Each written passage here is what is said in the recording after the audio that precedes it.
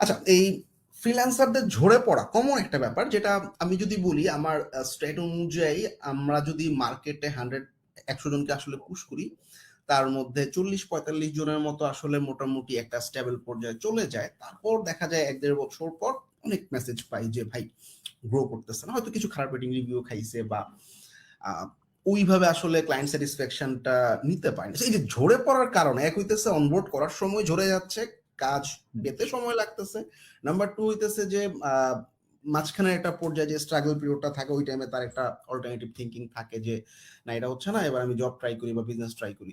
তো এই মানে এই ঝরে পড়ার কারণটা কি, মেন রিজনটা কি আসলে? মানে এখানে আচ্ছা, কি স্কিলের গ্যাপ নাকি আসলে কমিউনিকেশনের gap? What do you think?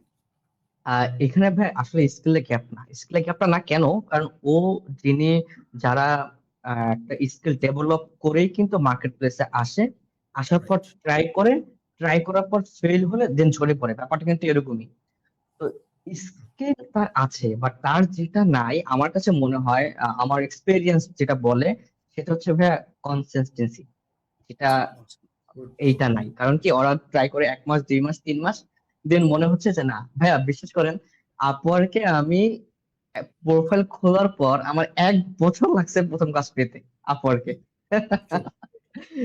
আমার, আমি আপওয়ার্কে খোলার পর আমি এত প্রতি মাসে আমি কানেক্ট কিনতেছি, আমি মেম্বারশিপ নিয়ে রাখছি, আমার কাজ হচ্ছে না, আমার বেশ কিছু রিয়েল পোর্টফোলিও অ্যাড করা আপওয়ার্কে, কাজ পাচ্ছি না। এরকম না যে আমার স্কিল নাই, আমার এক্সপিরিয়েন্স নাই, দুটাই কিন্তু ছিল, বাট কাজ নাই। বাট আমি কিন্তু ভাইয়া ইয়া করি নাই, মানে হাল ছাড়ি নাই, কনসিস্টেন্সি বজায় রাখছি। বা যেগুলো আপনার 8 কানেক্ট 9 কানেক্ট, ছোট ছোট কানেক্ট যেগুলো লাগে, ওগুলোতে রেগুলার ভিট করে গেছি। আর আপনি তো আমার থেকে ভালো জানেন, আপওয়ার্কের অ্যালগোরিদম এইভাবে খেলে যে দেখে যে আসলে ওর দ্বারা কার বিজনেস হচ্ছে, তাকে ওরা র্যাঙ্ক দেয় এবং কাজ করার একটা পসিবিলিটি দেয়। বাট আমার কথা এটাই যে কনসিস্টেন্সির অভাবেই মানুষ ঝরে পড়ে ভাইয়া। তার মানে লেগে থাকতে হবে, এটা সামারি হচ্ছে, এটা লেগে সবার থাকতে জন্য। হবে। হ্যাঁ।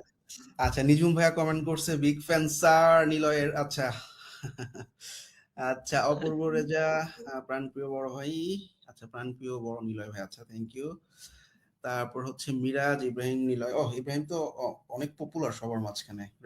সো কারো যদি কোনো কোয়েশ্চেন থাকে নিলয়ের কাছে, ইউ ক্যান আস্ক আস লাইভে, কমেন্ট করলে আমরা কমেন্টগুলো হাইলাইট করে নিয়ে নিতে পারবো।